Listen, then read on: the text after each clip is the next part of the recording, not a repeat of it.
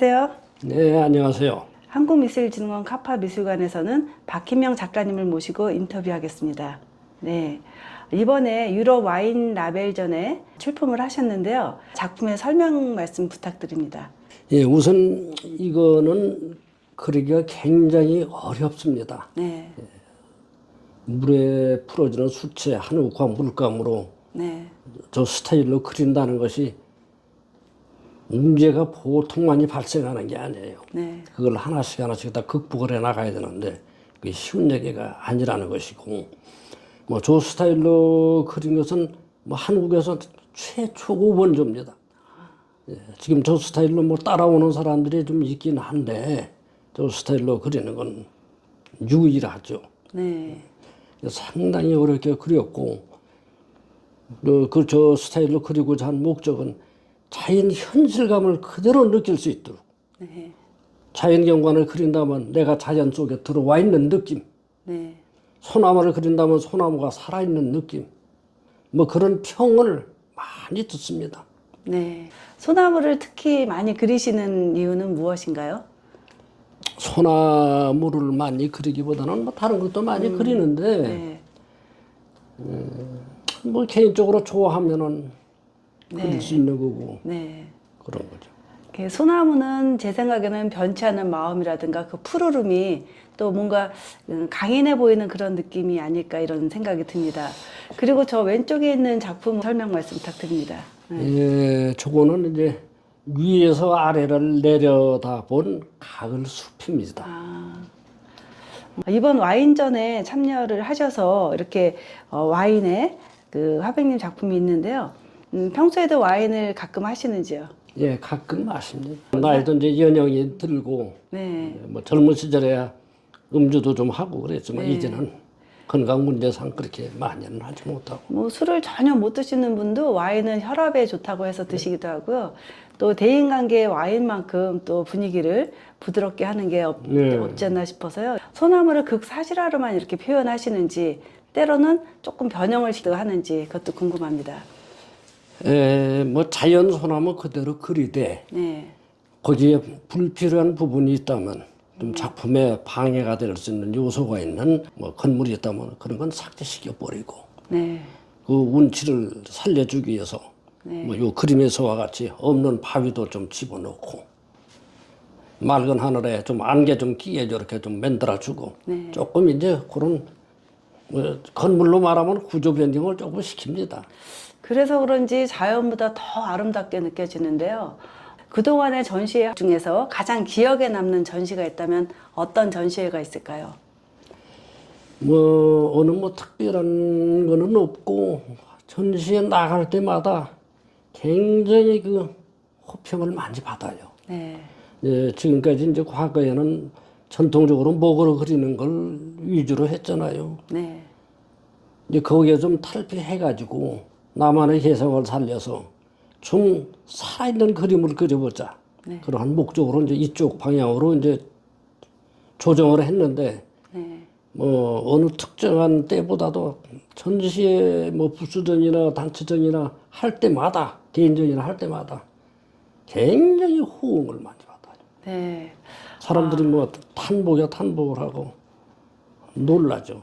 네, 저도 놀랐는데요. 대작을 하실 때는 크기가 어떻게 되는지요? 크면은 이제 보통 100호 정도, 요 정도로 합니다. 네. 화백님께서는 어떤 작가로 불려지길 바라세요? 진체화라고 하는 것이 좋은 표현이겠죠. 진체화가. 진체화. 진체화. 진체화에서는 네. 유일하고 최대한 자연 현실을 그대로 사실대로 표현하는 거. 이 그림을 그릴 때 좀 조심스럽게 내드렸죠. 네. 왜냐면은 지금 먹으로 그 전통 방식으로 그리는 건 너도 나도 다 그리거든요. 네. 이게 쉬운 얘기가 아니에요. 네. 거기에서 그 스타일로 해가지고 좀 화가로서 성공을 한다는 게 그렇게 쉬운 일이 아니더라 이 말이에요. 그래서 여기서 뭔가 좀 탈피를 해보자. 네.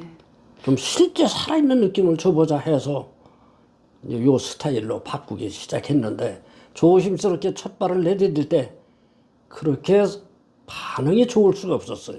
네. 그래서 이 스타일로 자리를 잡자 해서 굳힌 겁니다.